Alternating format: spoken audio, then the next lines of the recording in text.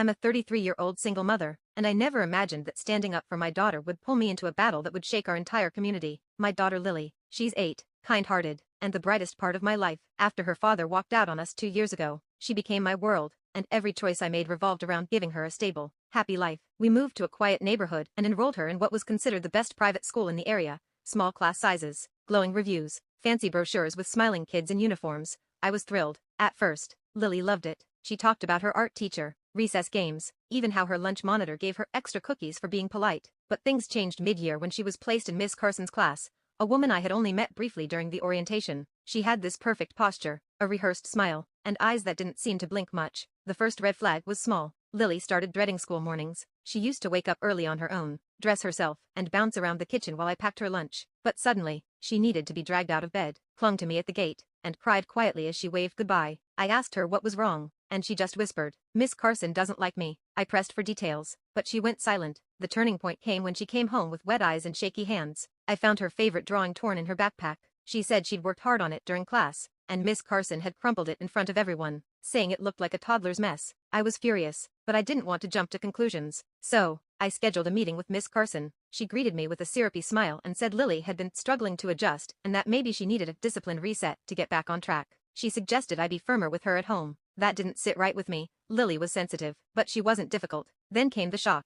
I received an email from the school saying Lily had been suspended for 2 days due to aggressive behavior in class. The report claimed she pushed another student, refused to follow instructions, and yelled at her teacher. My heart sank. I knew my daughter. She'd never act out like that. I demanded to see the classroom footage, but the school said there were no cameras inside the rooms, only hallway coverage. How convenient. I started asking around. Other moms, especially ones whose kids had passed through Miss Carson's class, most hesitated to talk. One finally told me, off the record, that her son had nightmares for months and that she'd switched him to another class after a similar situation. Another mom admitted her daughter wet the bed for weeks after being disciplined by Miss Carson. The stories piled up, but no one had proof, and no one had spoken up formally, afraid of losing their spots at the elite school. I realized I was alone in this, but I wasn't going to back down. I took a day off work and showed up at school unannounced, pretending to bring Lily her forgotten lunchbox. Instead, I lingered in the hallway near her class and listened through the slightly open door. What I heard made my blood run cold. Miss Carson was tearing into Lily over a misspelled word. She called her lazy, distracted, and then, and I'll never forget this, she said,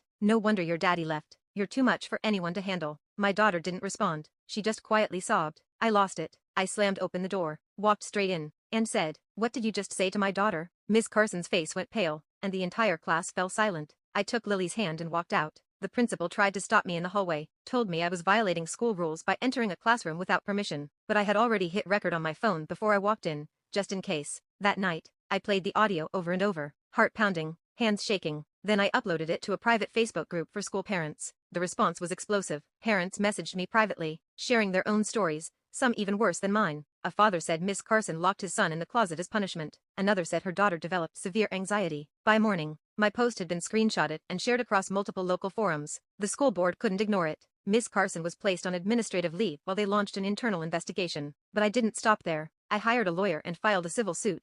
Emotional abuse, negligence, and failure to protect students. News stations picked up the story. Suddenly, I was being called the mom who took down the monster teacher. I didn't want fame. I wanted justice. The school tried to silence me with a settlement offer, a non-disclosure agreement, and a check with more zeros than I'd ever seen. I ripped it up. Lily needed therapy. She developed insomnia, flinched at raised voices, and took months to trust another adult in authority. I moved her to a different school, where the principal personally checked in with her every week. She started smiling again, drawing again, laughing. 6 months later, Miss Carson lost her teaching license. She vanished from the area. The school board implemented major changes, security cameras in every room, mandatory staff training, and a new parent grievance panel. People still thank me at PTA meetings, message me online, and tell me I gave them the courage to speak up. But truthfully, I still lie awake sometimes, wondering how many kids suffered before I stepped in. And I wonder, what would have happened if I hadn't listened to Lily? I tell every parent now, if your kid says something's wrong, believe them, fight for them, raise hell if you have to, because no institution, no title, no fancy building is more important than your child's soul. I didn't start this war, but I sure as hell finished it, for Lily, and for every child who deserves to feel safe when they walk into a classroom.